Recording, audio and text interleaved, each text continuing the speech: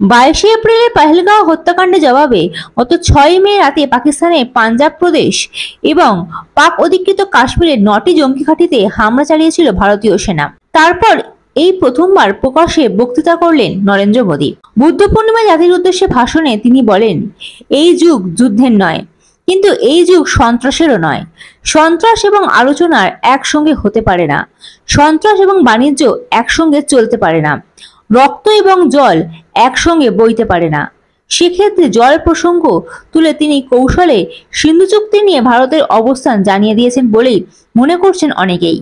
এই নিয়ে কেন্দ্রীয় মন্ত্রী তথা রাজ্য বিজেপি সভাপতি ডক্টর সুকান্ত মজুমদার বলেন, এই প্রথম মাননীয় প্রধানমন্ত্রী অপারেশন সিঁদুর হওয়ার পর, অপারেশন সিঁদুরের পর বা চলাকালীন উনি রাষ্ট্রকে সম্বোধন করলেন এবং সেখানে তিনি অনেকগুলো বিষয় বললেন। প্রথমে তিনি যেটা করেছেন সেটা হচ্ছে আমাদের সেনাবাহিনী, আমাদের বিজ্ঞানী এবং দেশবাসী সবাই ইররেসপেক্টিভ অফ পলিটিক্যাল পার্টি, জাতি ধর্ম নির্বিশেষে সবাই একসাথে দেশের সাথে ছিল। কিছু মানুষ তো উল্টো দিকে থাকবে, এটা স্বাভাবিক, এটা ভারতবর্ষের চিরন্তন অভ্যেস। ভারতবর্ষের বহু মানুষকে আমরা দেখেছি তারা উল্টো কথা বলে, কিন্তু বেশিরভাগ মানুষ দেশের সাথে, প্রধানমন্ত্রীর সাথে, ভারতের সেনাবাহিনীর সাথে ছিল। এবং ভারতের সেনাবাহিনী যেভাবে পরাক্রম দেখিয়েছে, একের পর এক পাকিস্তানের মূল ঘাঁটি ব্রহ্মসের মতো মিসাইল ব্যবহার করে তাকে নষ্ট করেছে এবং আমাদের ড্রোন পাকিস্তানের ভিতরে উড়ে গেছে। পাকিস্তানের যে রাডার সিস্টেম তারা ধরতে পর্যন্ত পারে, আমাদের মিসাইল চলে গেছে ধরতে পর্যন্ত পারেনি। এটা আমাদের টেকনিক্যাল সুপিরিয়রিটি, অর্থাৎ টেকনিক্যালি আমরা অনেকটা উপরে আছি সেটা আরেকবার প্রমাণ করেছে। এবং ভারতবর্ষের মেড ইন ইন্ডিয়া অস্ত্র সম্ভার এই 21st সেঞ্চুরির জন্য উপযুক্ত আছে, সেটাও কিন্তু একটা এর দস্তাবেজ। এবং মাননীয় প্রধানমন্ত্রী যেটা অনেকগুলো গুরুত্বপূর্ণ বিষয়ে বলেছেন যে যুদ্ধ এখনো শেষ হয়নি, সিজফায়ার এখনো কিন্তু প্রকৃতপক্ষে সিজফায়ার নেই, এটাও ইঙ্গিতপূর্ণ বক্তব্য বলে আমার মনে হয়। এবং তার সাথে সাথে উনি বলেছেন যে জল এবং রক্ত একসাথে বইতে পারে না।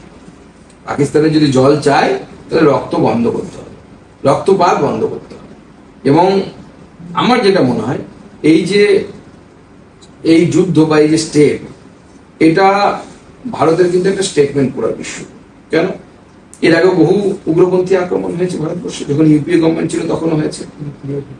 আমরা কোনো কিন্তু পাকিস্তানের ভেতরে গিয়ে মারার সাহস দেখায়নি কোনো উগ্রপন্থী ঘটনার বিরুদ্ধে। এর আগে পাকিস্তানের সাথে যুদ্ধ হয়েছে, কিন্তু পাকিস্তান অ্যাটাক করেছে, আমরা তার প্রত্যুত্তর দিয়েছি। কিন্তু এই প্রথম আমরা দেখলাম যে কোনো সন্ত্রাসবাদী হামলা, যেটা প্রক্সি ওয়ার পাকিস্তান করে এসেছে, তার পরিপ্রেক্ষিতে ভারতবর্ষ পাকিস্তানের ভেতরে গিয়ে পাকিস্তানকে গিয়ে মেরেছে এবং দুগালে সপাটে মেরেছে। শেষ পর্যন্ত পাকিস্তান গোটা বিশ্বে ঘুরে বেরিয়েছে মাননীয় প্রধানমন্ত্রী যেটা বলেন, বাঁচাও বাঁচাও ত্রাহিমাম করে। এবং মাননীয় প্রধানমন্ত্রী তার সাথে এটাও বলেছেন যে আমাদের নিউক্লিয়ার ব্ল্যাকমেল করে বেশি দিন চলা যাবে না, নিউক্লিয়ার ব্ল্যাকমেল ভারতবর্ষ টলারেট করবে না, সেটা মাননীয় প্রধানমন্ত্রী স্পষ্ট বার্তা দিয়ে দিয়েছেন।